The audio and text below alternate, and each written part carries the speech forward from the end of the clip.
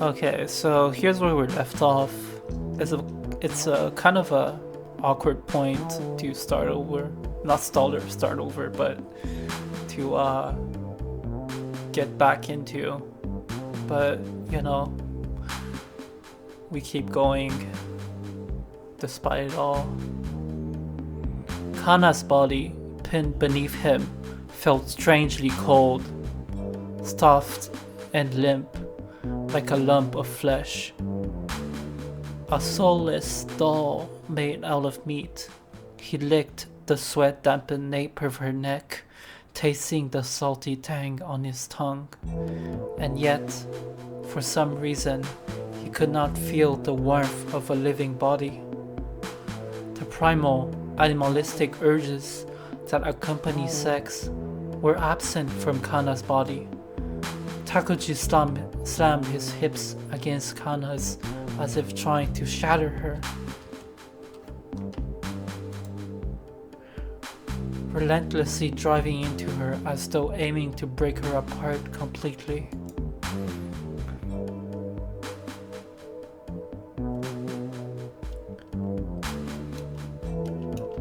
Yeah, this is a bit... All of it was unmistakably the reactions of a living body, and yet, even so, something vital felt missing. It was as if all the energy he poured into her was absorbed entirely and converted into nothingness. A hollow sensation, like trying to channel passion into a black hole, gnawed at him. You're amazing. So what's so amazing about me? The look on your face when you're trying so hard. You look so alive, you know? Kana smiled. It was as if she were observing a lab animal, peering into Takuji's face with curiosity. A surge of emotions, part shame, part anger, rushed to his head, making his blood boil.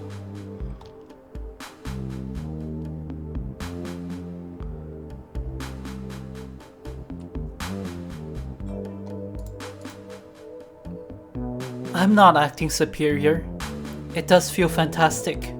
Great. I can tell you're working so hard, moving your hips like that for me.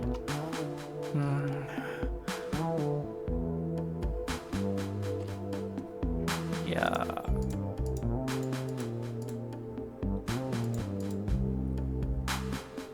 Shouting, Takuji tore off the bandages wrapped around Kana's wrists. Beneath the pure white bandages were numerous scars, crisscrossing her delicate skin. Some were old and knotted, while others were raw and fresh, still scabbed over.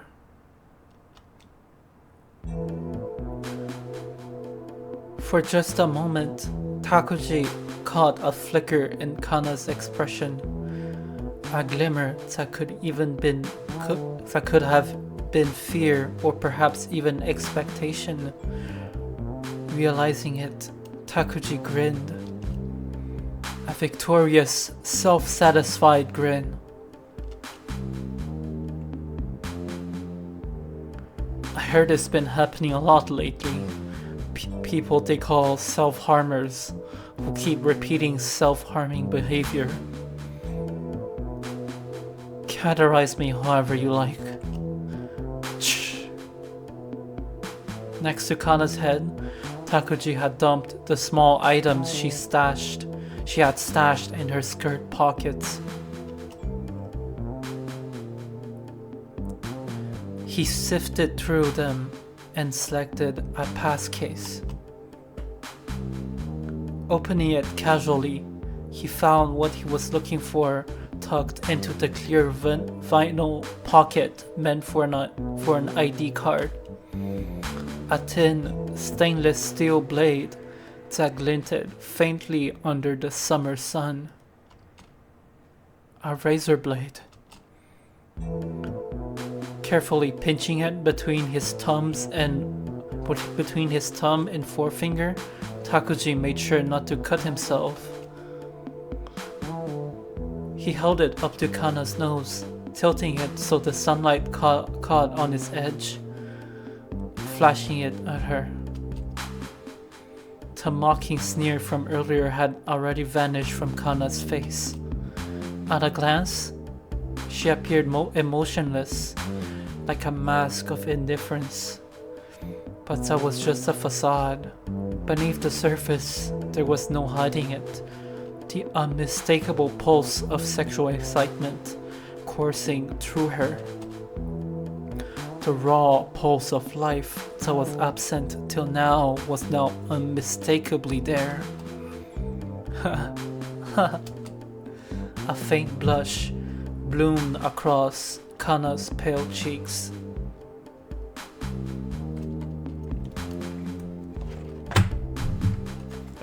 There.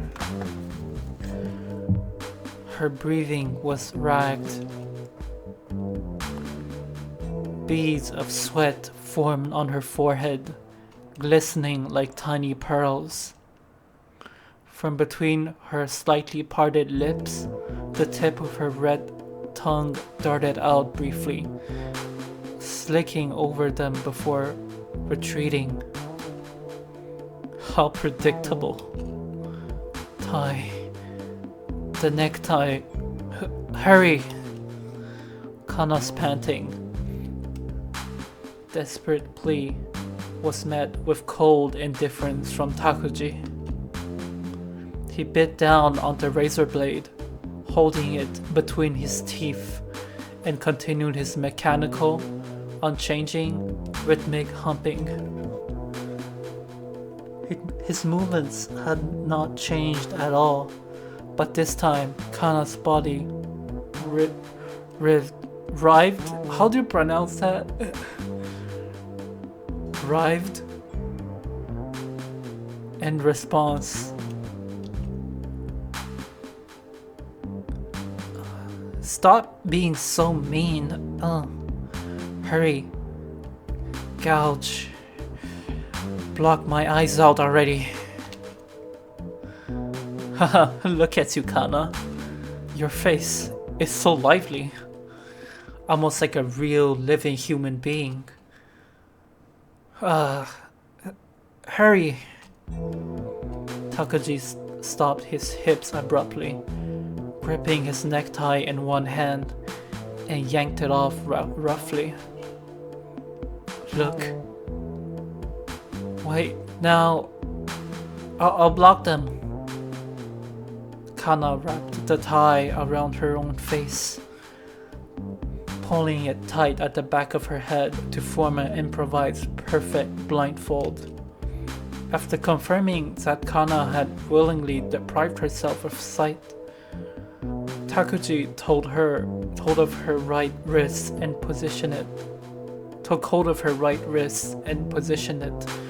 He pressed the razor blade precisely against her skin. How does it feel? Can you feel it? Hurry up. Don't be so greedy. It's immodest. Damn, that's a lot of blood. He slid the blade horizontally across her wrist in a smooth, deliberate motion. Then, holding the razor vertically, he cut deeper. Not enough to sever the median nerve or slice through an artery, just deep enough to graze a vein, a shallow cut. One designed to bleed profusely, but not one to pose a serious threat to her life.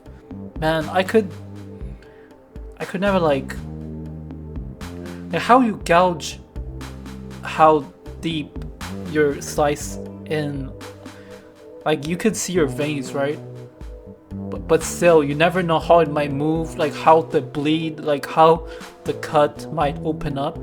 like a tiny mistake, like a few millimeters, that could just like sever your fucking, like, yeah, your like big veins, and you just, it just pisses out blood, you know. And also my fucking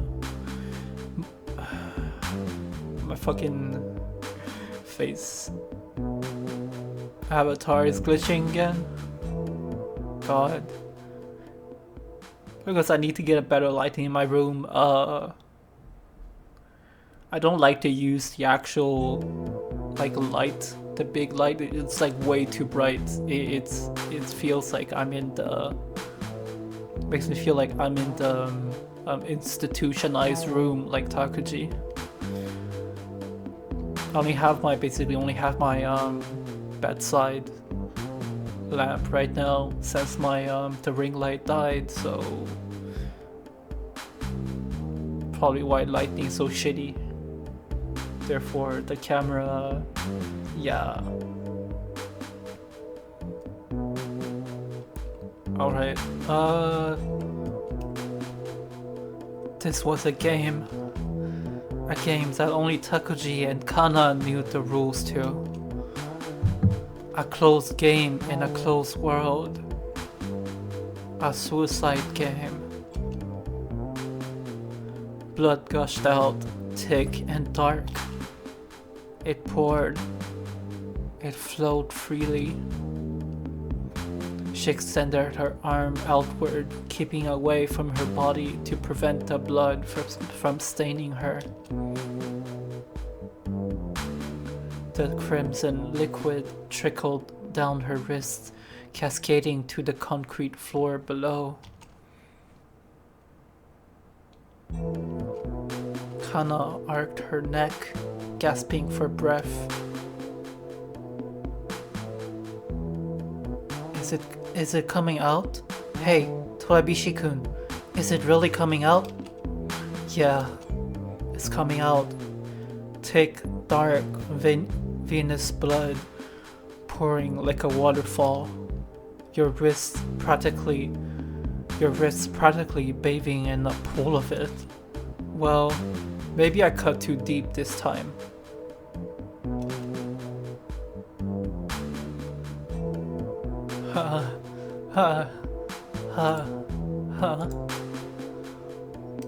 That's a lot of blood.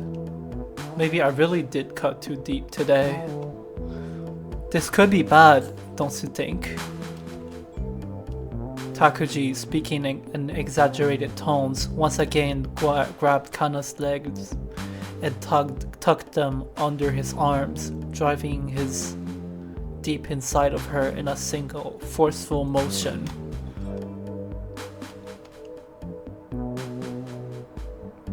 The dirty poison inside of me is flowing. It's flowing out, leaving me. Kana murmured quickly. She seemed entirely enthralled. By her blood trickling away, as if Takuji was not even there. Hey, Kana. It's becoming so pure. It's leaving me. It's changing the dirty blood's being shed.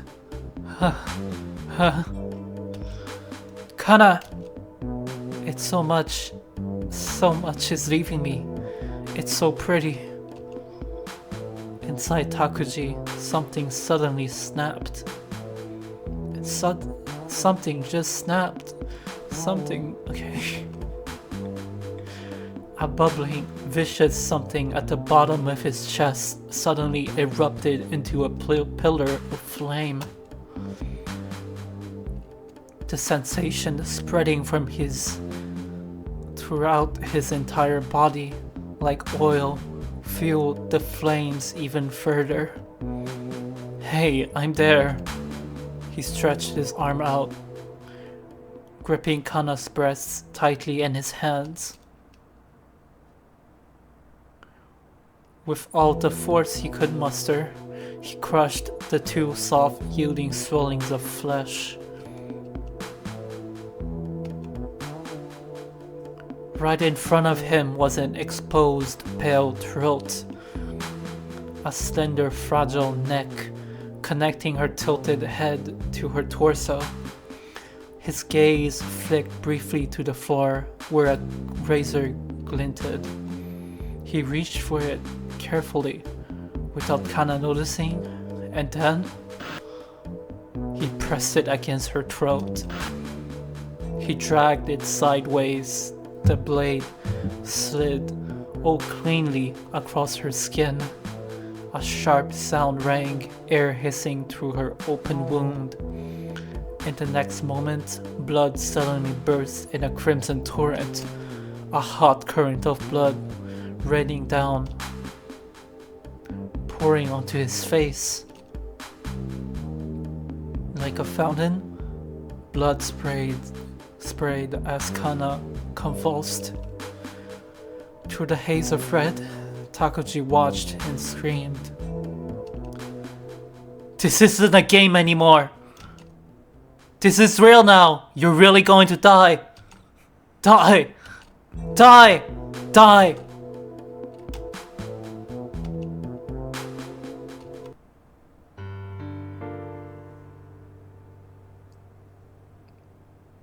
The blood quickly faded from his vision, as if it had been wiped away. In front of him stood Kana Tsukishiro, the bright summer sun casting light around her. 1971.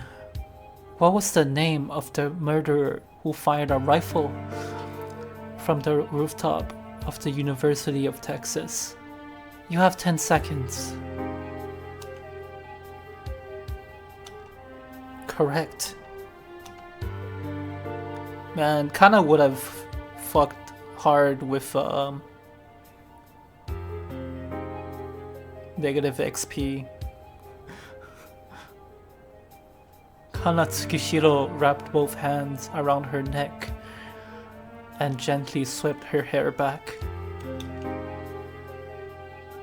baring her slender neck.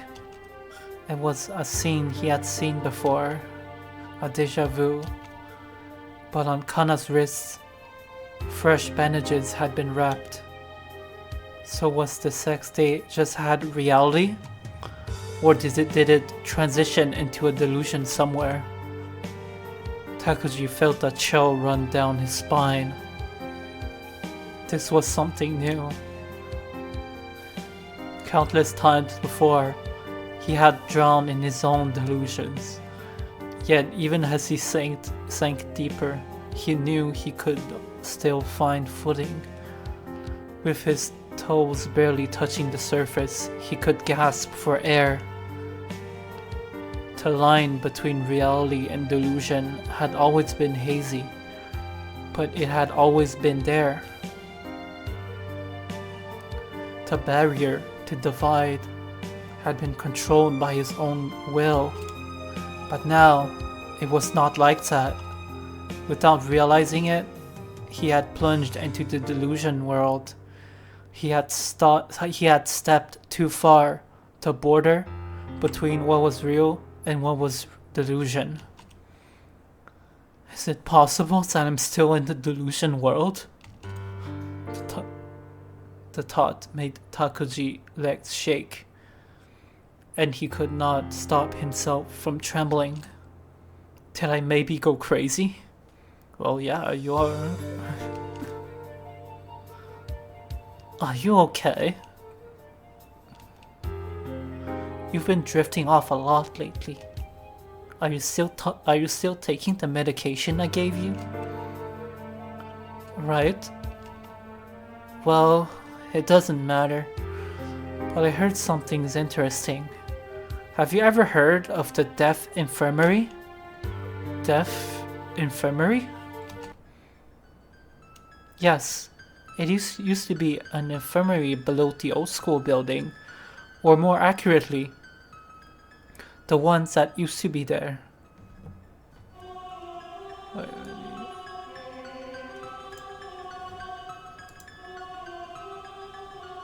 14 years ago, an incident happened and the entrance was sealed off with concrete, never to be opened again.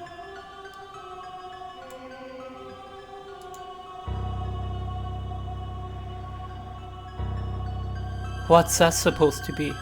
Just another school ghost story? Or some urban legend? You don't seem the type to buy into this, Kana. Don't judge me. She furrowed her brow, reaching into her chest pocket, pulling out a memo. Koji Sato, Shingo Inoue, Toshihiko Sugiura, Makoto Nakamura, Noriko Watanabe. Who are they? Names of the people involved in the incident? I found them online. Seriously? You're saying this really happened? Yes, 14 years ago. These 5 students committed a series of suicides in that infirmary in the old school building.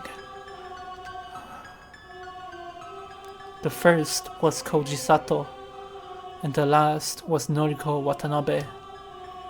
All 5 hung themselves in the infirmary, one after another, with intervals of 4 to 7 days between each.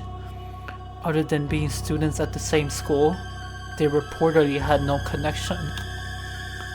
Different grades, no shared clubs or activities, and no suicide notes. Experts concluded that the first suicide triggered a chain reaction with other students who may have already harbored suicidal thoughts, being drawn to the infirmary and impulsively ending their lives. It's not an impossible explanation. Essentially, the idea of a notorious spot becomes convenient excuse for those who are already on the edge, like the Chuo line or Aokigahara forest. I want to get some water.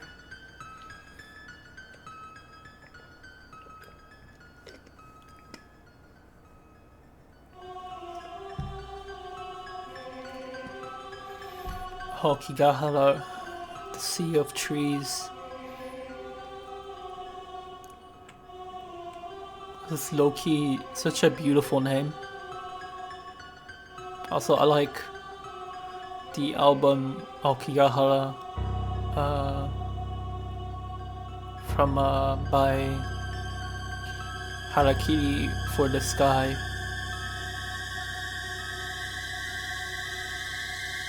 But I don't think that's it. It had to be the infirmary, not the Chuo line or Aokigahara, specifically that room. That's what I think. I stumbled up onto this story while researching a different one, the Hitodama of the old school building. Sorry, I got some water. Hitodama. Takuji found himself unconsciously staring at Kana's face. What exactly was she trying to say? Takuji wondered. Kana was not the type to believe in paranormal phenomena. She put her faith in corpses, murder, and the madness of reality. Ghosts, curses, and the like. If anything, she looked down on those who believed in such things, perhaps out of a form of loathing those who were similar to her. Takuji had often heard her dismiss supernatural claims, gleefully dissecting them with psychology and science. That Kana had researched Hitodama did not surprise him in the least. But how did that connect to suicide?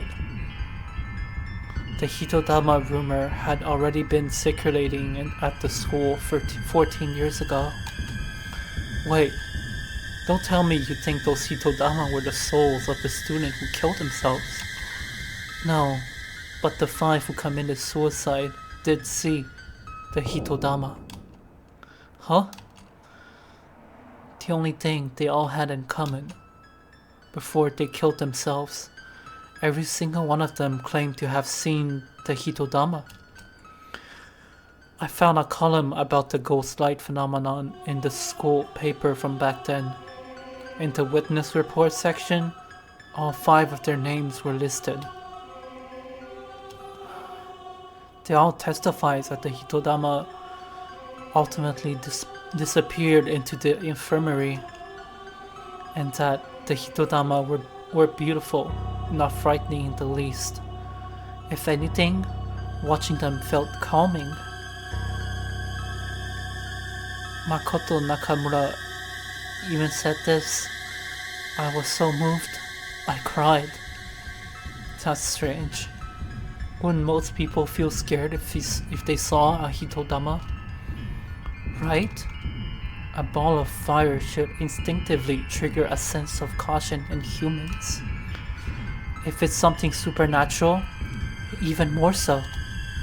And yet, they perceive the Hitodama as something beautiful, something good. Maybe they weren't Hitodama at all. They were some kind of symbol, I think. Symbol?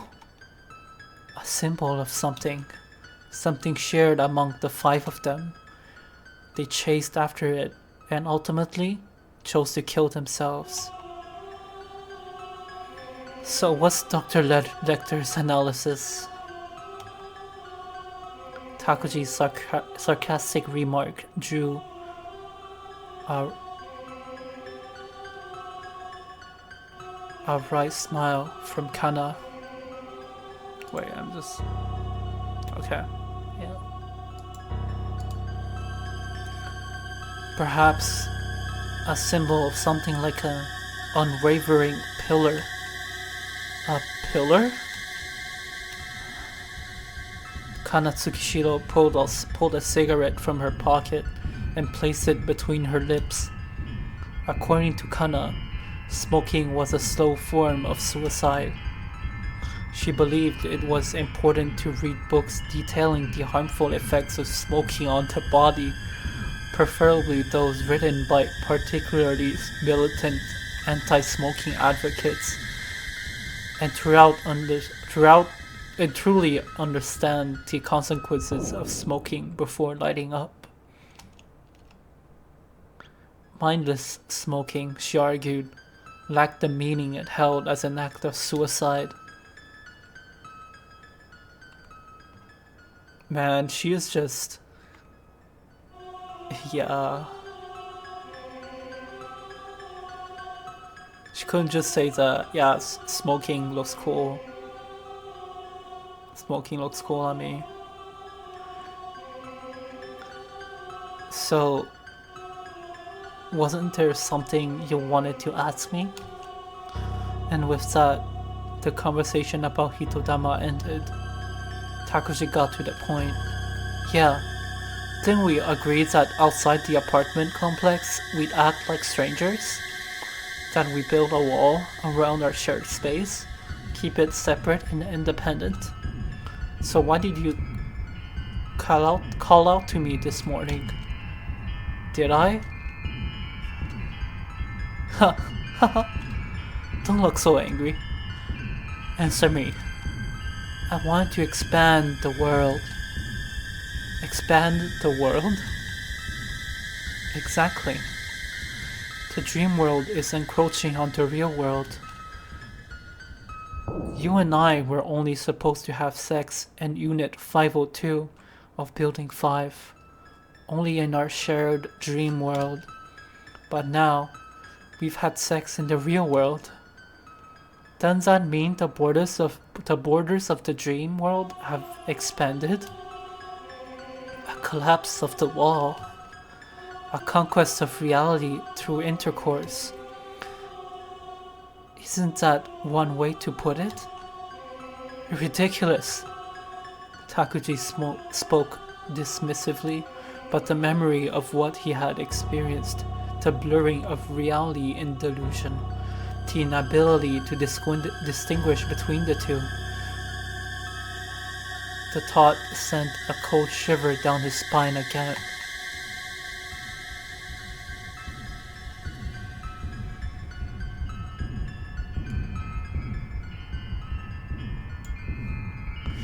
Desperate to shake off that fear, he repeated himself. Ridiculous. Yes. It's ridiculous, right?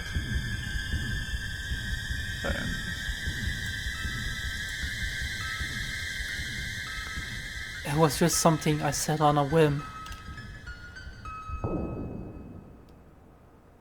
Kana laughed again. Ha, ha, ha. And right after, her expression suddenly turned serious. Are you maybe thinking of betrayal? Betrayal? Yes. Betray who? Me. You? Or perhaps my world?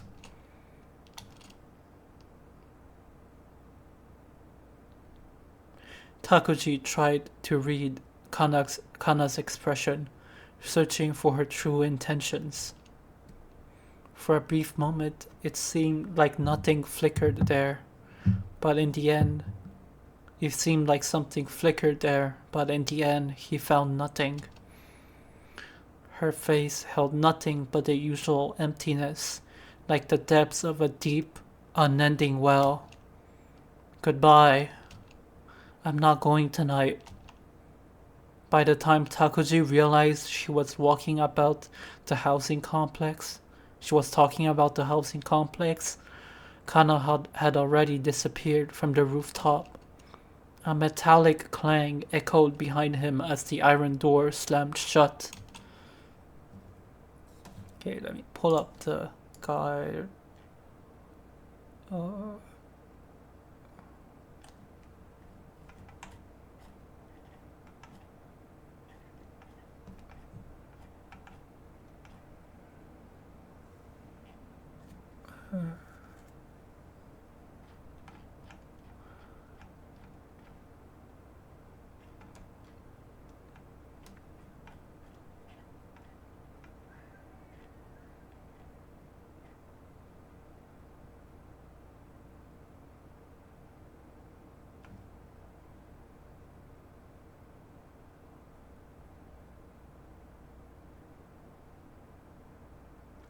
Takuji simply gazed down at the ground from the rooftop, lost in thought.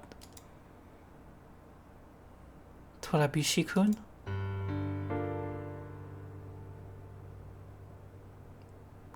Yo, I hadn't seen this scene before. Startled by the voice behind him, Takuji quickly turned around to find Akaneko Kinjo, the modern Japanese teacher, standing there. Her arms were crossed, her gaze strict.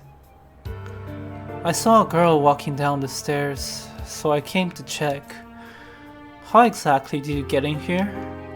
Wasn't the door locked? Takuji felt drained. At last, the one decent place left in the school was gone.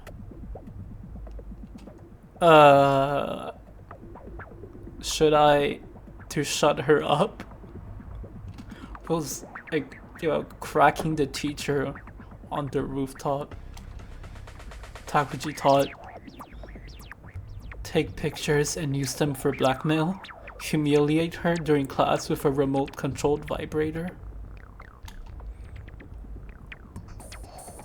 Order her to sex with at least 5 students a day? Push her into a sex addiction? Yo, this is... yeah... Maybe even force her into something lesbian with Samomo. Uh...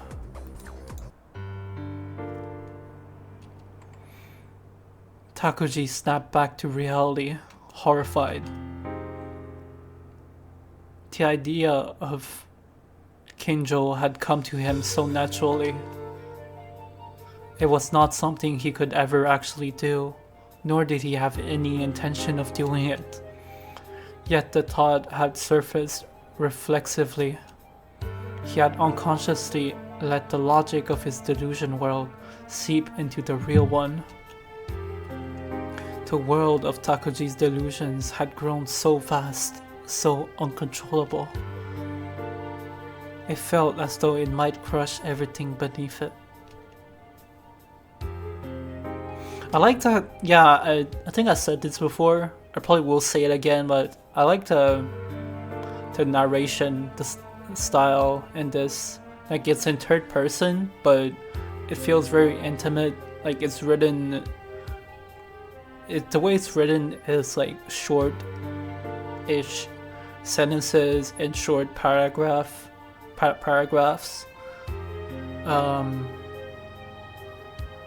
No, it feels very personal, but and yeah, somewhat chaotic, but it all fits. Like, it flows really well. Torabishi-kun? A weary sense of helplessness filled every inch of his body. Without offering any excuses, Takuji sank into silence. He leaned against the iron railing and gazed vacantly up at the sky.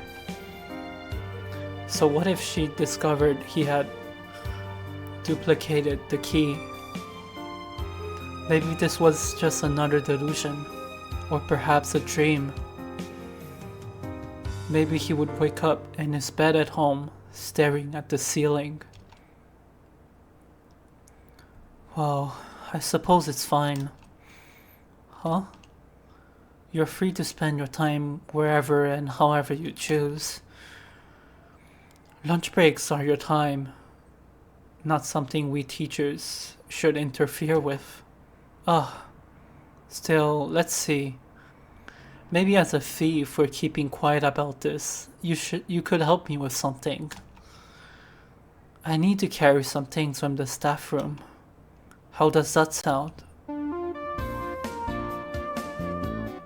Kinjo gave a quick wink.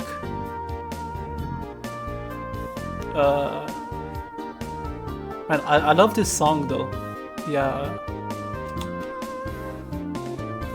In the staff room, Kinjo pointed at a cardboard box and said, "This one." The box was surprisingly small, but whatever was packed inside was unexpectedly heavy for its size.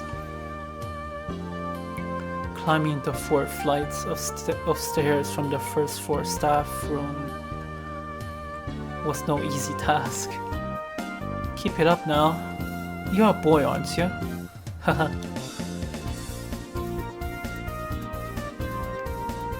Give me a break. How far am I supposed to carry this? To the science prep room. The science prep room was on the top floor of the old school building. The fourth floor,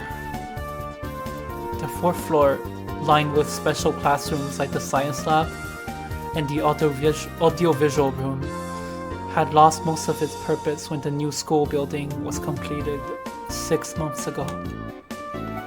With state-of-the-art facilities and now housed in the new building, all the equipment had been relocated, leaving only large, empty classrooms behind. The floor was completely devoid of people, and an eerie silence filled the air. Kinjo unlocked the door to the science lab and let Takuji inside. The air in the sealed room was stifling, heavy with accumulated heat, making it difficult to breathe. Thank you for your hard work. Just set it down in that corner. Oh, alright. There. Where he really looks like Shinji in this shot. Haha, I expected of a boy. So strong. It was harder than it looked. Sorry about that. Really. Thank you so much. So... what's in this anyway? What's really heavy? Printouts. It's filled with stacks of paper. But is it really okay to just leave stuff here? It's fine, this is just between us. But all the other teachers do it too. The staff room is too cramped to store everything. That's why the fourth floor has quietly become a secret storage space. That's how it is. I see. Besides, you know, I don't actually dislike this place. Huh?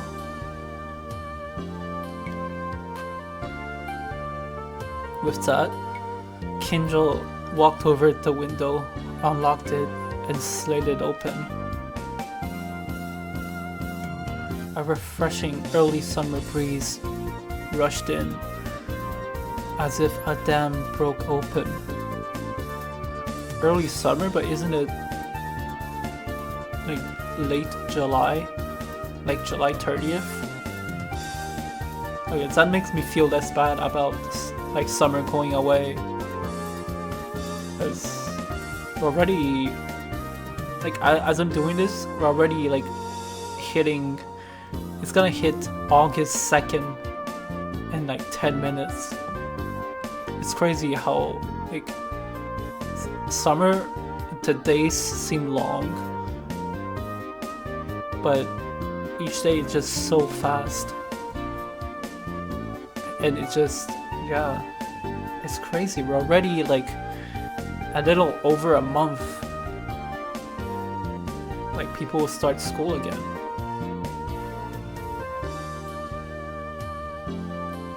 Man, if only fucking winter was this, went by this fast. Oh, I guess we still have early to mid-September. The stifling heat inside the room was pushed out by the wind. The breeze gently played with Kinjo's long hair, making it sway, and then suddenly stopped. The science lab, it feels kind of nostalgic, you know? When I was a student, I used to... Snip? Do what? Oh, it's nothing. Just a silly little memory. You can't just stop there. Tell me the rest, please. Do you really want to hear it? I'm curious now. Okay. But could you close the door first? It's kind of an embarrassing story. Kinjo smiled mischievously. Oh boy. Takuji, who had only ever seen her in her usual composed, teacher-like demeanor, suddenly found himself flustered, almost fleeing from Kinjo's presence. He left Kinjo's gaze and headed to close the door that had been left open. When he turned around, Kinjo was sitting on one of the large lab tables. Takuji hesitated for a moment, unsure where to sit. Sitting too far away felt odd, so he mirrored her and sat down on the opposite table. Alright, so now where should I start? To you, I might just seem like a teacher, an adult, practically a different kind of creature.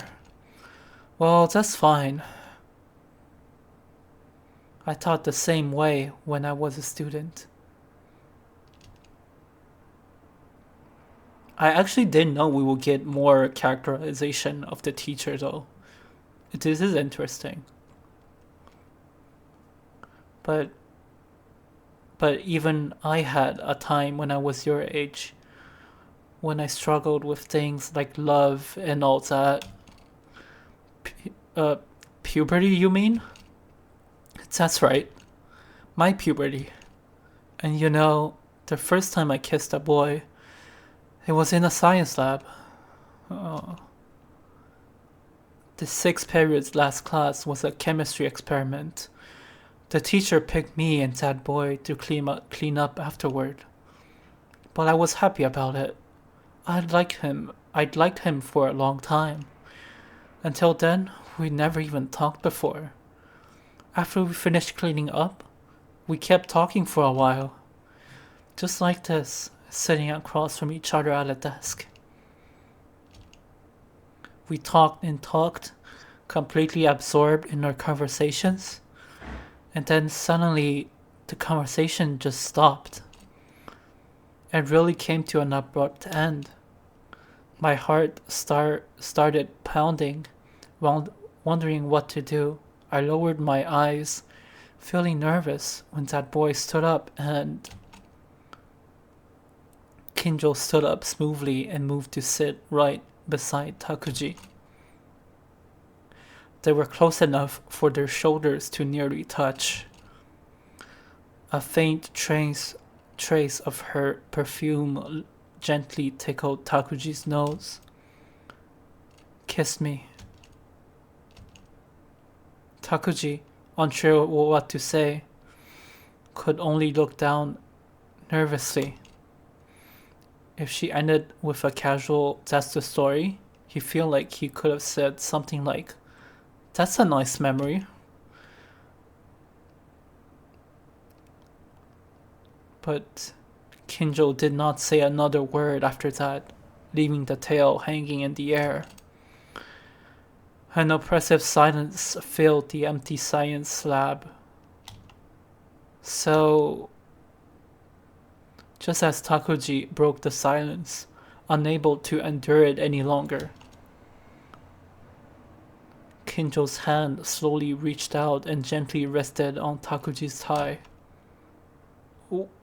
Wait, Torabishi-kun? Huh? Have you ever kissed someone? Well, I'll leave that to your imagination. Huh. You're happy to ask about someone else's experiences, but you can't talk about your own. Bitch, you brought up. Yeah, I guess so. Let's call it a pass for this one. I see. Then how about another question?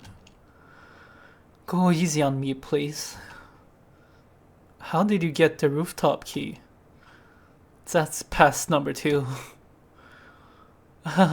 No fair, Torabishi-kun. You only get 3 passes. It's only been 2 for now. Then, do you think I'm an old woman? Not at all. Takuji said it lightly. It was not just flattery. Kinjo really did look young.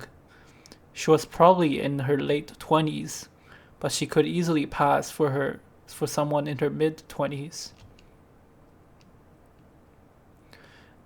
And right now, with the soft smile she was wearing, she looked youthful enough you could believe she was around 20. Do you worry about your age, sensei? Haha, well, a little. I think like being like a mature woman has a sophisticated vibe though. Being around kids as young as you know. You don't need to worry, Kinjo sensei. You're really popular, you know. And you, Torabishi-kun?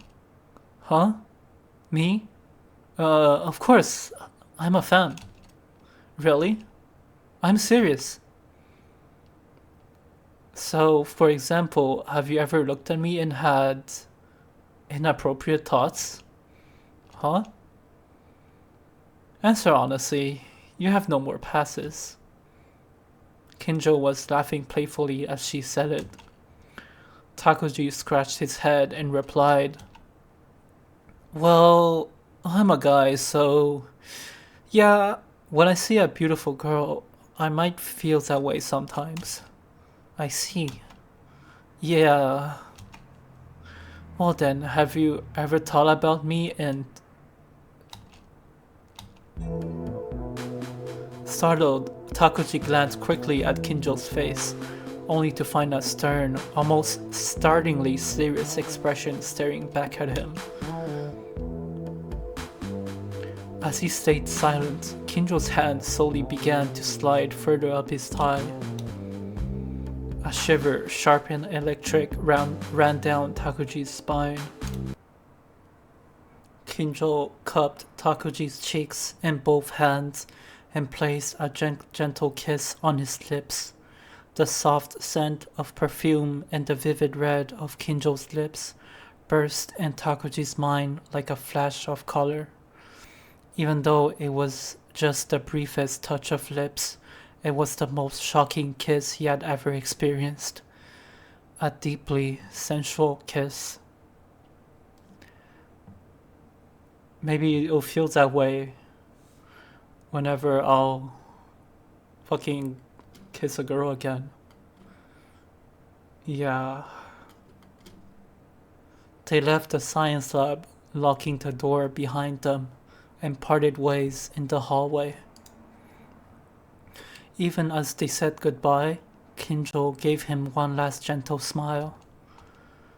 It was a smile shared only in secret between accomplices. Takuji watched Kinjo walk away, still dazed. Then, as if his soul had been drained from his body, he trudged towards the rooftop. Takuji stood alone on the rooftop, motionless. A crushing sense of exhaustion overtook him.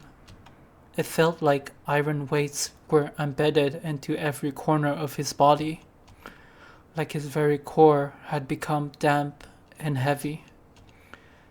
Today was only half over, and yet Takuji felt utterly drained.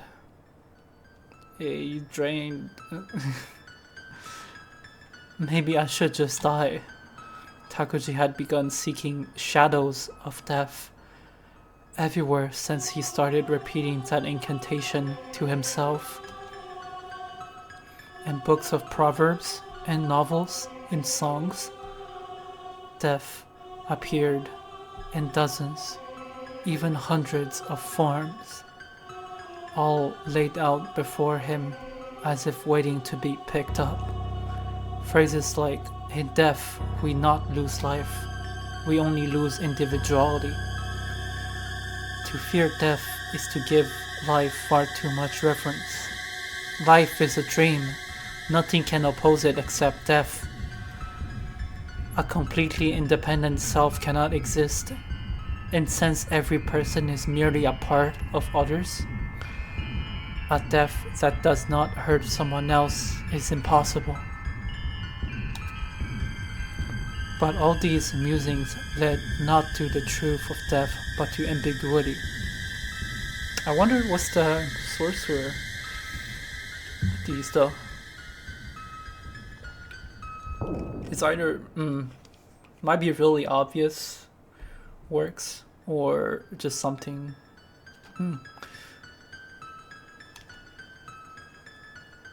The fact that death could take so many shapes meant there was no single truth to it. Ultimately, death was something meaningless when put into words, or something that lost its meaning the moment it was expressed. And because of that, humanity feared it, because they could not comprehend it. For Takuji, however, death seemed easier to understand than reality itself. Was death not the most dramatic and beautiful story he could choose for himself? Could lazily living in the grey world have any value greater than the catharsis of death? If one did not fear losing the world, then perhaps death was no more frightening than that. The image of a cat in a sack smashing against the ground, blood flowing from a slashed wrist. Real things. What I need now is something real. I want proof that I am alive. Here. I want to hammer my existence into the world like a stake driven into the world. Then, wasn't suicide the only way? The only method? The path to salvation? But his thoughts always stopped there. They could never go further. Because to go further would mean to actually die. And that courage was something Takuji did not have.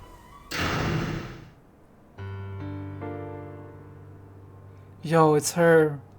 Best girl. As he opened the emergency door, he gasped sharply. Standing right in front of him was an unfamiliar girl.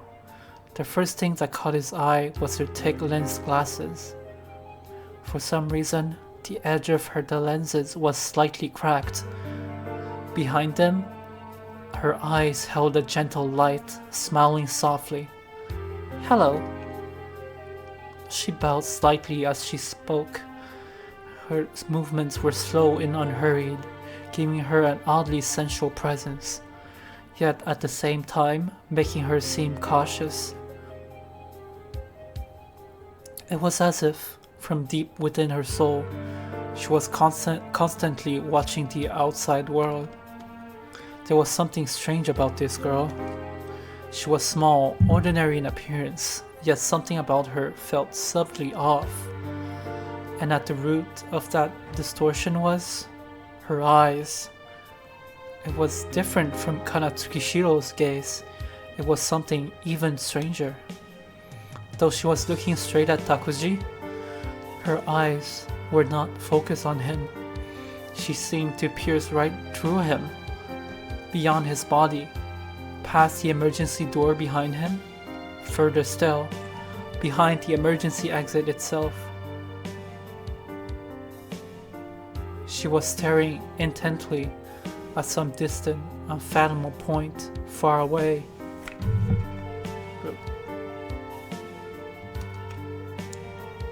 Please, the girl spoke. Her voice was a small and delicate, perfectly matching her petite frame, a girl-like voice. Please. Huh? Here, please take this. As she spoke, she carefully pulled a single sheet of paper from the file she had tucked under her arm. It was an A4 size sheet, densely packed with writing. There are many important things written here. Please read it. She spoke in a calm tone and pressed the paper into Takuji's hands. The sheet was covered in bizarre diagrams, equations, and sentences that were clearly deranged. As a statement of accusation and warning, I must inform you all. This is an act of invasion by criminally malicious extraterrestrials. They are using restructuring radio waves, X-rays, infrared rays, ultraviolet rays, and microwaves. Most electromagnetic waves disappear before reaching the Earth's surface. A chaotic system is highly sensitive to initial conditions, and the final outcome destination is determined by those conditions. The starting point. By obtaining the 2 rings nucleic acids, I have been fighting day and night to prevent and thwart the criminal activities of these malicious extraterrestrials. I sincerely request your cooperation in this matter.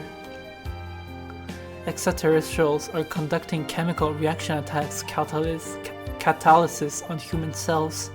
They are targeting the fundamental building blocks of structure: glycine, arginine, alanine, asparagine, valine, phenylalanine, tryptophan. I have been violated and tormented by this every single day, though I have yet to prove it. This is the truth, and I must inform you as a statement of accusation and warning. There's some actual like well written, like believable, not believable, but like it sounds like a real, like someone would, would like schizo post about completely seriously.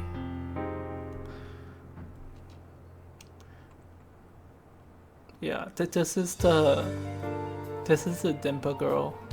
Yeah. I asked for the cooperation of law enforcement, the self-defense forces, scientific organizations, and members of the broadcasting industry. Even spiritual support is acceptable. And further details, please consult with me. Natane Kumoi. Natane. That's girl. Phone number, address, Natane Kumoi. So this is that girl, Takuji taught. Natane Kumoi had always been famous in their grade. The brightest student that the school had ever seen. The daughter of a high-ranking executive at a prestigious company. An honor student, practically guaranteed admission to T University. What's T University? Tokyo University? And this spring, Natane Kumoi became even more well known, but for a completely different reason. It was said that Natane Kumoi had been raped. The source of this rumor was unclear, and Takuji had no way of knowing if it was true. But it was a fact that she had been absent from school for over 2 weeks, and the students eagerly connected this to the rumors, treating it like entertainment. One rumor led to another, and soon people were saying that Natane Kumoi had told the police, "I was raped by aliens," and with that, it escalated further. Natane Kumoi had supposedly been abducted by a UFO and subjected to medical examinations. As an exceptional specimen of the human race, her body had been thoroughly inspected. You hear stories like that all the time, right? A kind of escapism. By convincing herself that it was aliens, she's protecting herself from the truth of what really happened. I think I read something like that in a novel once. Laughter, mockery, scorn. That's fucked. That's the saying about. But all the careless whispers came to an abrupt halt a month later when Natane Kumoi returned to school. Because the rumors were true. Natane Kumoi genuinely believed she had been raped by aliens. With hollow eyes, she told the story to anyone who would listen. How she was abducted by a UFO, how they examined her body.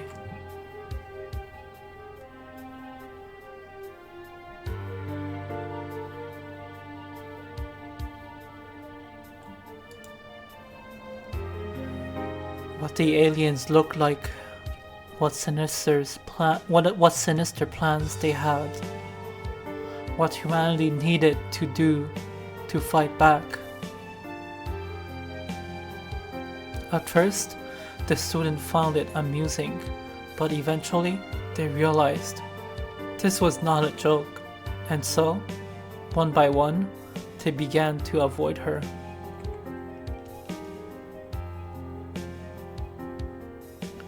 This was Takuji's first time speaking to her directly, but he recognized her. This was indeed the Natane Kumoi he had seen from afar. A denpake. He said it. A term overused in subculture magazines and the internet, so much so that it had lost in its meaning. Man, what some denpa subculture magazines? Like denpa zines. It'll be so insane to have those. But now, standing face to face with her, Takuji felt something completely different, something heavy, something deeply sad. Maybe it was the frailness of her figure, or perhaps it was the small crack in her glasses. She felt like delicate glasswork, something fragile, something that could shatter at any moment. She had that kind of image. Do you understand? Huh? Do you understand it? Yeah. Takuji responded vaguely, forcing a meaningless smile. It was the same expression Natane had probably seen countless times. A mixture of confusion and pity. Thank you. She smiled, looking a little embarrassed. If you don't mind, could you make copies and hand them out to your friends? I can't spread my message to the whole world on my own. And lately people don't take flyers from me anymore. Saying that, she smiled again. A lonely smile. Aliens. A denpake. A message to the entire world. Takuji found himself unable to laugh.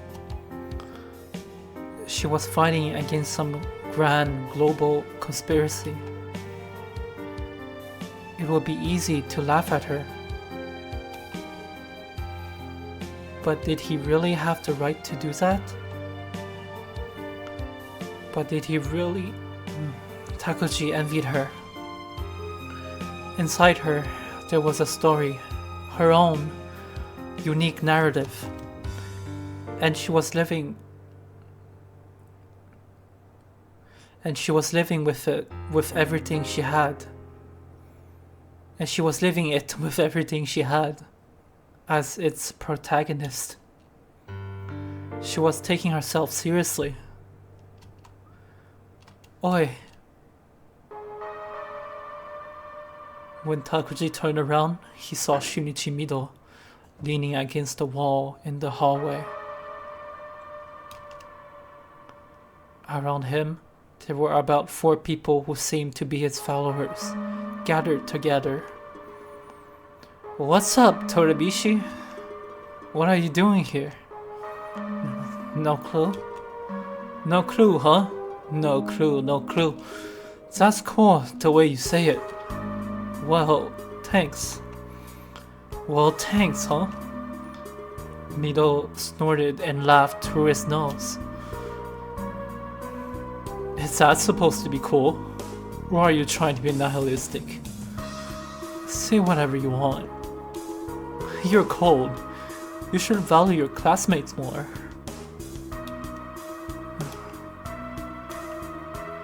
Well, whatever. By the way, you're acquainted with Natani-chan too? What? Natani-chan. Yeah. Alright, I think this is a good stopping point. Yeah, games haven't been... Aside from visual novels, a bit like video games haven't been hitting lately. I paid fucking a month for the FF14 subscription, but I played it like a few hours at a time, like a few times, and then it just like every time then it's like kind of music. I'm listening to music too, and there's no good like WoW classic servers. Well, there is, but it gets kind of, yeah, fuck.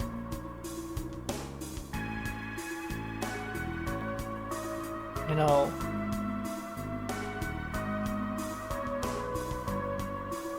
like playing MMOs in like 10th grade in summer break. Yeah, that was the shit. Yo, if only I wish I had discovered, like I was really got in that if only I really got into visual novels back then. Like me reading Subahibi in high school and Jisatsu 101 and like all of this stuff. And like Cartagra. Yeah. I only read some like Clannad back then, which I didn't get far because I just ended up watching the anime. Yeah.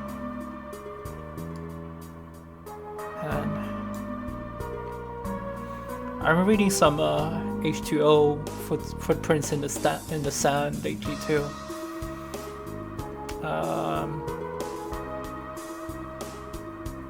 Yeah.